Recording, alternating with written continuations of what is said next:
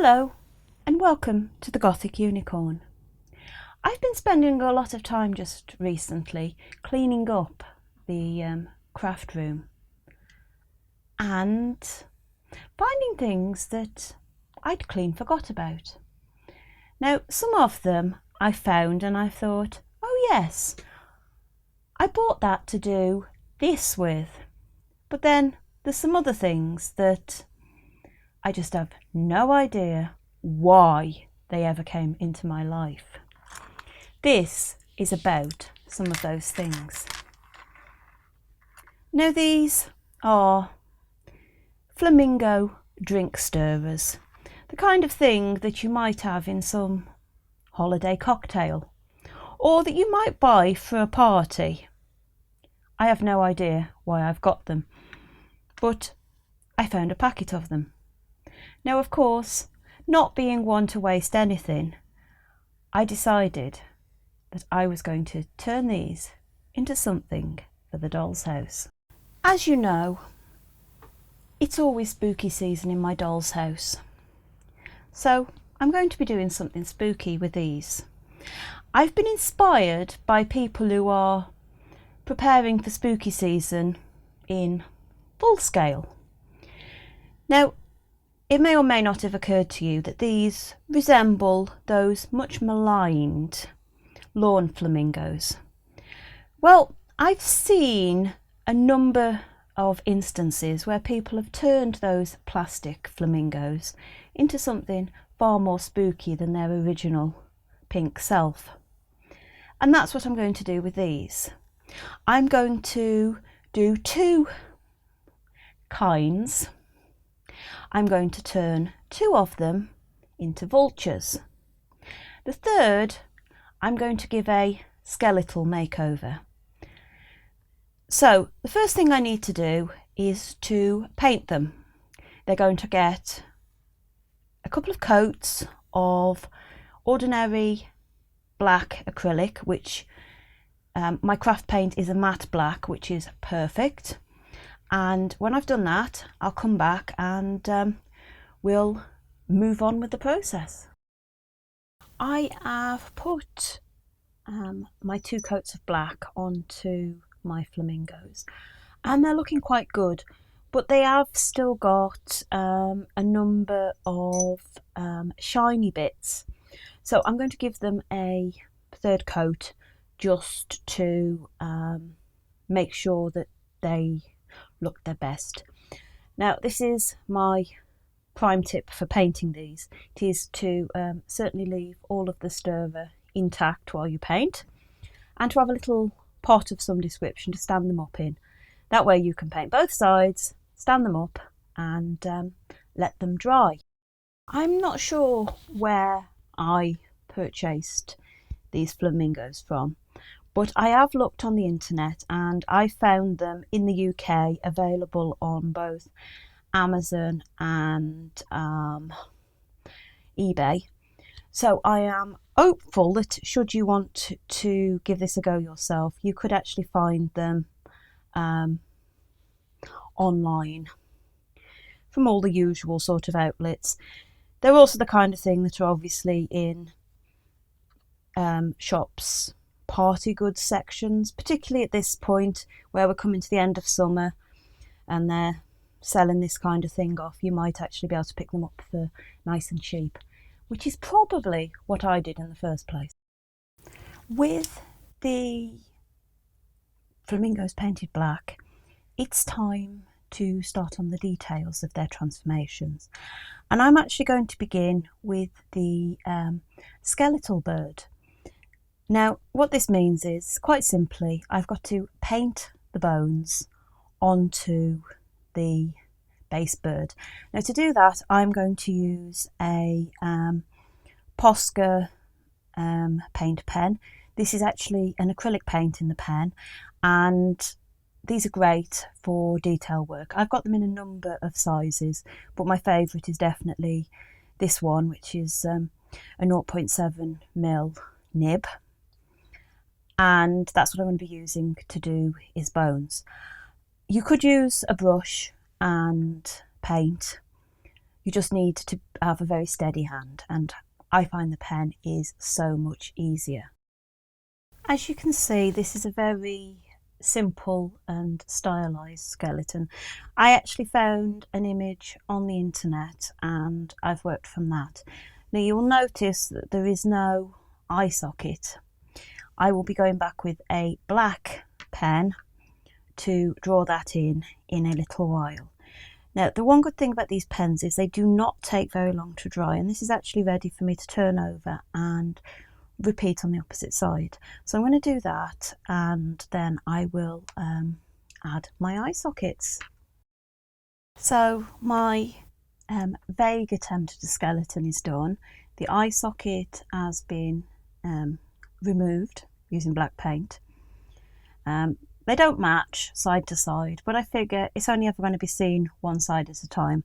And I know that this is a very stylized look at a skeleton, but it sort of works for what it is. So I'm now going to set this aside and get on with my vultures. The first step in turning these into vultures is to paint their necks and heads, and I'm using this dark red paint that actually comes out on the black looking darker even than it does in the pot. Now the only thing you don't want to paint is the beak. You leave the beak black, and then we will go back and add eyes in later on. So red paint first. With the paint completed on the vultures, as you can see, I have actually added the eyes in with my paint pen. I'm going to add the finishing touch. Now I don't know what this is called, but the vultures that I've seen in the inspiration pictures all have a very sort of fluffy collar, for want of a better phrase, which is obviously feathers around the neck of the bird. Now when these have been done with the lawn flamingos, they've been done with the sort of boa feathers, and they look great, but obviously getting that sort of scale of actual feathers for something that's this size isn't actually a possibility, which is why I've got this. Now this is a chenille stick, sometimes referred to over here as a pipe cleaner, and they are really soft and fluffy, and it's going to do the job perfectly well. Now I'm going to need a small piece to go around each of the birds' necks, and I am just going to sort of measure, and I don't even need as much as I've got there. It is literally the tiniest little piece I'm going to need, somewhere in the region of maybe 20 mil. You know, it's less than an inch. And because it's got a wire centre, I'm actually using some wire cutters to cut this. And I'm just going to cut this piece off. And then what you get is you get lots of loose bits. So I'm just going to pick the loose bits off. And then I'm going to pick the loose bits off that one. And I'm going to cut another piece about the same length for the other little vulture. I'll put that out the way. And actually I think I made the second one significantly smaller, but we'll see if it'll work. So with that I'm going to need some glue, which of course I haven't prepared because I just started doing this, as you do. And I've got my little piece of card just off there and my cocktail stick, and all I'm going to do is I'm going to put a good glob of glue around the neck of my flamingo vulture. Now I'm just going to clear off that little bit that I've put all of his back, because I don't need all that. And then I'm going to fold this so it's sort of U-shape, loose bits, and I'm going to put around his neck like so. Now, as you can see, I've made it so that it comes up quite high. It doesn't actually join. You do get little wire bits, so you might want to go back and trim that off, which I will probably do once the glue has set a bit. And I'm going to repeat the process on this one.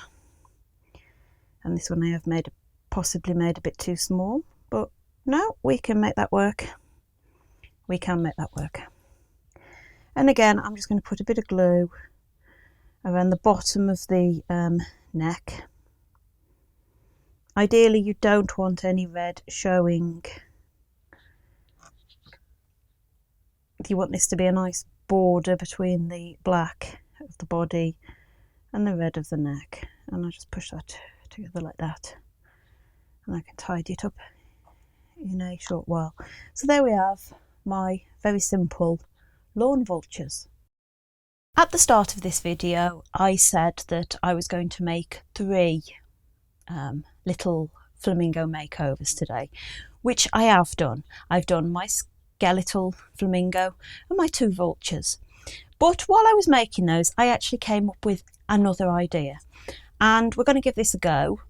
I've not tried this one already, so I don't know if it's going to work out quite as I'd like it to, but we're going to have a go at making a flamingo zombie. Now, a zombie flamingo might be a bit unusual, or it might appeal to your particular spooky aesthetic.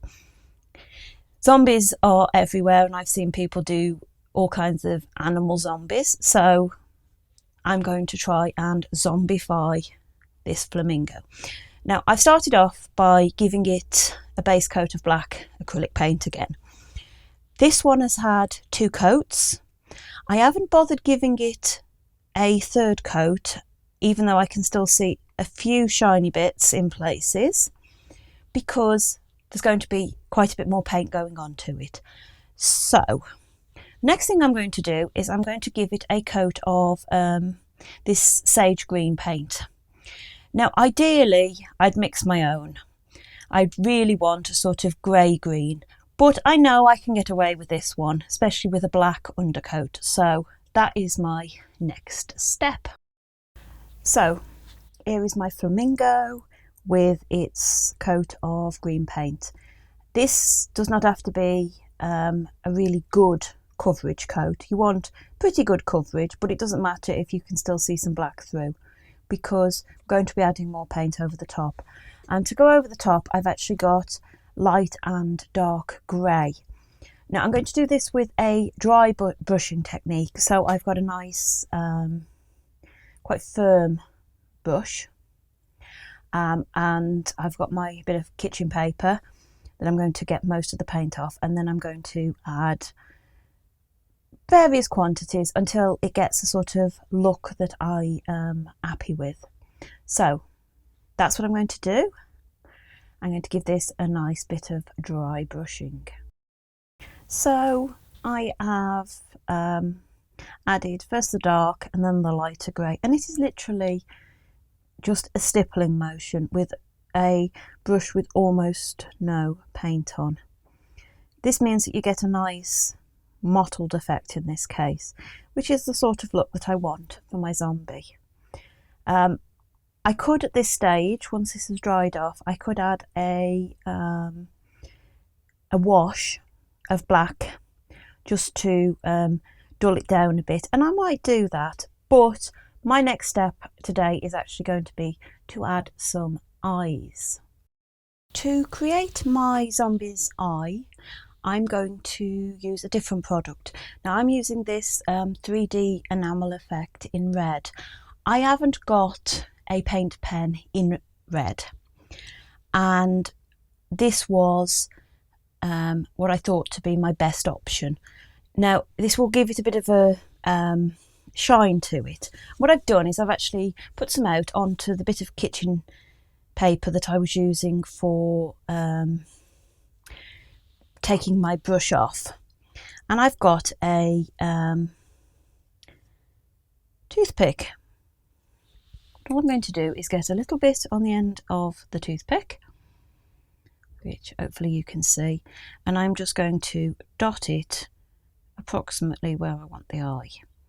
Now, I know red eyes aren't necessarily most appropriate for a zombie, but I think under the balance of probabilities for this, a red eye is better than anything else. Now that my flock of flamingos are transformed, I need some way of actually displaying them. Now, as I said, I was going to make lawn ornaments. Well, my doll's house doesn't have a lawn. All I have outside the front of my doll's house is a little bit of pavement, or sidewalk for those of you in the States, just so you understand what I'm talking about. So I need a way of supporting them so that they can be put out as a display. Now, if you wanted to put them out onto artificial grass, what I'd recommend is that you actually make a base that is covered with some of your artificial grass material that can be removed as and when you want it to be. That could just be out of something like some recycled food packaging board, or just any cardboard you got lying around, something like that. I mean, you could make a far fancier base, and decorate it all up, but trying to keep things as simple as possible here. So what I'm going to do is I'm going to make some fake planters to stand these in. Now, this was just a little simple idea that I had, and it is very simple. And since this is something that's only going to be on display for a short period of time, I don't mind that it's not the most complicated of techniques. But for that, I'm going to use some offcuts of foam core. This is some black foam core board. Let me move the flamingos aside. That was left over from something that I've done. And these pieces they're slightly different, the two different pieces. They're a bit over, that one's a bit over 1 inch and 1/8, and that one's closer to 1 1/4 inch. But I can use these to make a fake planter to display my flamingos. For the skeleton and the zombie, I'm going to go for an individual planter. They'll just be in a pot on their own. But for the two vultures, I actually want to make a bit more of a display. So I'm going to cut 2 pieces of each size. So I'm going to cut 2 pieces of a smaller size for the individual ones, and then 2 pieces of the same size but bigger for the other one. I'm not sure what size yet. I'm going to go off and have a little bit of a think about that. Now, after some thought and looking at my prototypes, I decided that I'd go with the width of one of my pieces and about 3/4 of an inch for the single planters, and then the width of the piece and 3 inches for my bigger display piece that I want to build. So this is just 2 pieces of foam board deep, which is about 3/8 of an inch, about 10 mil. I haven't been too fussed about the height. I just think that it is enough as a base piece when it's all put together, based upon my prototypes that I've been making. Now, what I'm going to do is I'm going to apply glue all around the outside of these, and then that will need to be allowed to dry for a good length of time. This just smooths everything out, and it gives you a good basis for when you come to apply some paint. You could use filler if you prefer, but I'm quite happy with a little bit of glue. What I've done with my little planters after much consideration is add a thin layer of air dry clay. This is actually Das air dry clay, which is what I've got, around the outside, just to give me more of a stone effect. And I have given that a sort of mottled grey effect, as you can see, hopefully, on the big one here. Now, I've done the same with the single ones. I haven't done anything with the bottom. I may stick a piece of card on there just to tidy it up later on. I may not. I don't know yet. But what I'm going to do is I'm going to prepare this for my first victim. Now, these are made of plastic, obviously, and I found that the best thing to cut them with is my wire cutters. And I'm going to cut this quite simply. Cut him a bit there. Come on the other side. And I've got him there with his little short legs. Not as stubby as I cut the skeleton one, but that was a bit of a hoo-ha, but I got a bit of room for manoeuvre, so hey-ho. These ends I'm going to be keeping because somebody pointed out when I said I was considering making these, since I didn't know why I'd got them, that I might have bought this end to make perfume bottles or something like that. And I can't help but think that she might have been onto something. So I will be keeping these and doing something with certainly the ends of them in the future. Now, to position this on here, I am just going to push him down, and that will leave me a little mark which I can then make a hole using my craft knife. So I've got somewhere to put his legs. Now, I'm not too worried about it being perfect, but I've made some holes that he'll fit into. And then I'll pull him back out, and I'm going to put some glue onto his legs so he'll actually stick into place. And just put a good glob of glue on the end. I only need to put it on the end because when I do this and push him back in, he'll leave glue everywhere. Now I'm just going to tidy that up a little bit. I'm just going to spread it out. I don't need to remove it completely because that is all going to be covered. And then I'm going to set him aside to dry off and to cure. I want him to cure before I do anything with him, just so that I can be sure he's not going to move. And then I've got my little skeletal one here who's ended up somewhat shorter. When I tried to cut both legs at once, and the one ended up a lot shorter than the other. And so I had to trim him down. He's not quite set yet, but he's getting there. And then we're going to work on the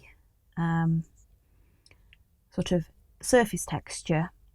I've got a couple of ways of doing that. And then we will move on to the double planter. My first ground texture that I'm using on these is I'm going to use a soil technique. Now, I need to begin by covering all of the black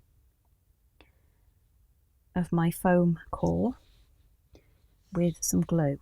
I'm going to start off on one side.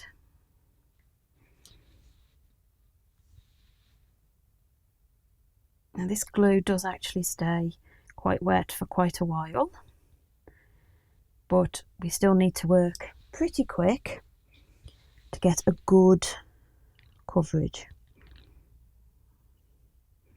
Because if I'm going to get a good coverage of my surface material,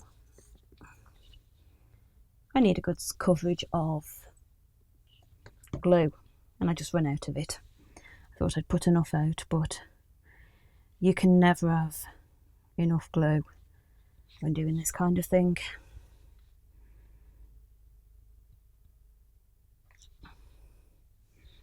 Now the material I'm using for this is good old tea leaves.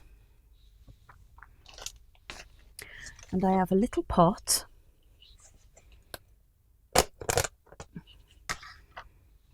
of tea waiting to be used. Now, this is what I call tea dust. Most of this is the dust that you get in the bottom of a box of tea bags. So it's finer. There is some real tea leaves in here, some of which are from tea bags that have been used and then dried out, and others are from tea bags that were broken in the box. So rather than waste them, they go into my my little pot, and they live again as soil. And it actually smells quite nice. You could do it with coffee grounds if you happen to be a coffee drinker. I'm not a coffee drinker anymore, and I don't exactly drink a lot of tea, but I do have a husband who is very much a tea drinker. He most definitely functions on the stuff, and you know, you have to use these things to your advantage. And so I've now got a coat of those tea leaves on there. I will allow this to dry, and then I will cover it either with some watered down PVA or possibly with some Mod Podge, depending upon what else I'm using at the time.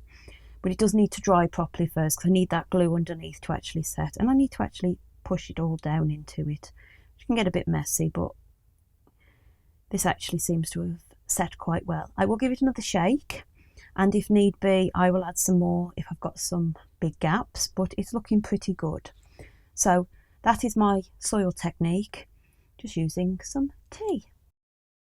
For my zombie, I'm going to give him some green. Now, I'm using moss. You could use flocking that you use for miniatures, for dioramas, that kind of thing. I don't actually have any at the moment. I need to get some, but I haven't got any. So I'm going to use what I've got, which is moss.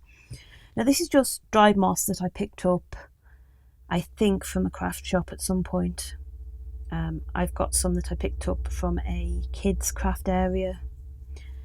A little of it goes a long way. And what I've done is I've covered the base with glue again, and I'm now going to start adding the green. Now, you can break the pieces down into smaller pieces if you want. You can use them in bigger pieces. You can fold them up, squish it. I'm going to try and make it look like he's planted in amongst something like heather. I may even add some little spots of a suitable coloured paint. I'm having problems with my words today, I do apologise.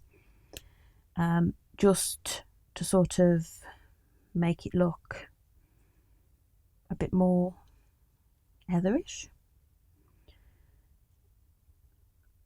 Heather is a evergreen plant, and so even in the autumn stroke winter, this could be sat outside and look quite acceptable. Or else, if it wasn't heather, it could be one of those low growing conifers that you get. I can't think of any actual varieties. I'm allergic to conifers, so I don't tend to get too involved in them, but I know that you do get some that grow quite low to the ground, and they look nice and green all year round. Well, they do if you don't kill them. But I'm sure I'm not the only one that's had problems with plants. So what I've done is I have stuck quite a bit around there, and I've pushed it down a bit to make it look as even a coverage as possible, because obviously it's just black underneath.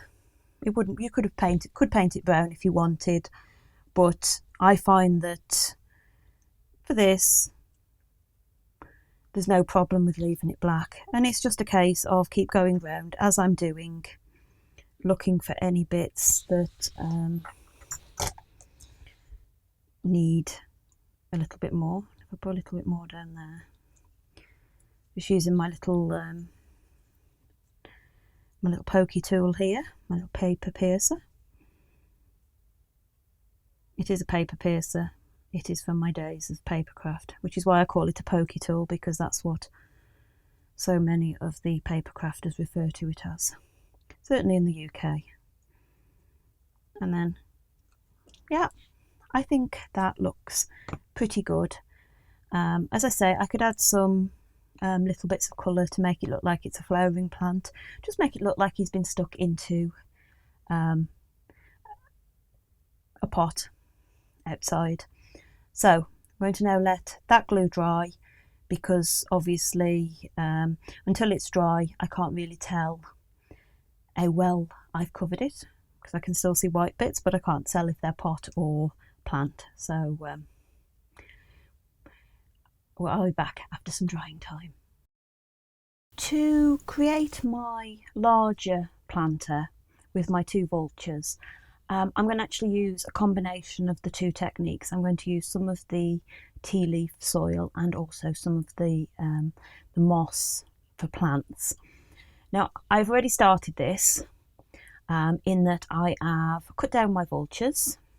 We had another incident with the one breaking off a bit short, but it works because I did want one shorter than the other, and I've stuck them into place. What I've also done is I've stuck a little twig from my garden into one corner. This is to add to the overall effect, and I may add some kind of banner off there eventually. I'm not sure at this point. Now, I've got some other bits that are going to go on here, because obviously it's a large area to fill, and I'm looking at it as a most definitely a display piece in its own right. So what I've also made is I've made a tombstone. And yes, I decided to go with your name here. There were lots of, possible punny gravestone names I could have used, but none of them quite fit with the vultures. So I thought, well, this might. So this is made out of the Das air dry clay again. And I actually made this yesterday and allowed it to dry overnight. And then I've painted it with 2 tones of grey, and then used my black paint pen to go over the letters. And all I'm going to do is I'm just going to glue this on into the middle of the planter between my vultures, and then I've got my my sort of basis. Now, I have also made some little pumpkins out of the clay, and I've got some skulls, which are actually beads that I've put some paint on, and I actually reused the legs to older skulls while I painted them. They got a little bit of blue tack, poster putty you might call it, just to hold them in place, so I could paint them from white to a more bone sort of a colour. So I'm going to now put glue on the bottom and add some soil, and also add some some of the moss, and we'll start to see how this comes together. I have finished off my little decorative piece, rather my bigger decorative piece. My bigger planter has had the tea leaf soil added in front of the gravestone and to the 2 corners. I've then added a little banner to my tree. This is just a piece of 160 GSM cardstock. It's the stuff that I put through my printer, and it just happened to be a scrap I'd got lying about, and it actually holds a bit of shape to it, and all I did was I sort of took nicks out of it and everything, so it looked a bit worn and what have you. And I just went for spooky season on it, because at the moment I'm not 100% sure if I'm going to have a bit of a theme for decorating for Halloween this year, and I could always change it later. I've topped the tree with one of my skulls, and the other skulls have been put in the front corner and in front of the gravestone. The one in front of the gravestone has actually had some soil added to the top of it and to the bottom, and I may add some more onto it so it looks a bit more worn, but it's looking quite good. And then I've added my pumpkins underneath the tree and also in front of this vulture. So generally I've got quite a full little planter that's going to make a nice sort of centerpiece for the external Halloween decorations that I'll be putting on my doll's house. And here we have my finished flamingo makeover. As you can see, they are very different. I am still in love with the vultures. The idea of the lawn vultures just really took my imagination, but the skeletal flamingo has turned out okay, and I'm not altogether unhappy with my little zombie here. Obviously, if you decided to go for a zombie theme, you could run with it a bit more than I did. This was just ooh, I could do that. It happens sometimes. I hope you've enjoyed this video, and if you have, please like, comment and subscribe, and until next time, bye.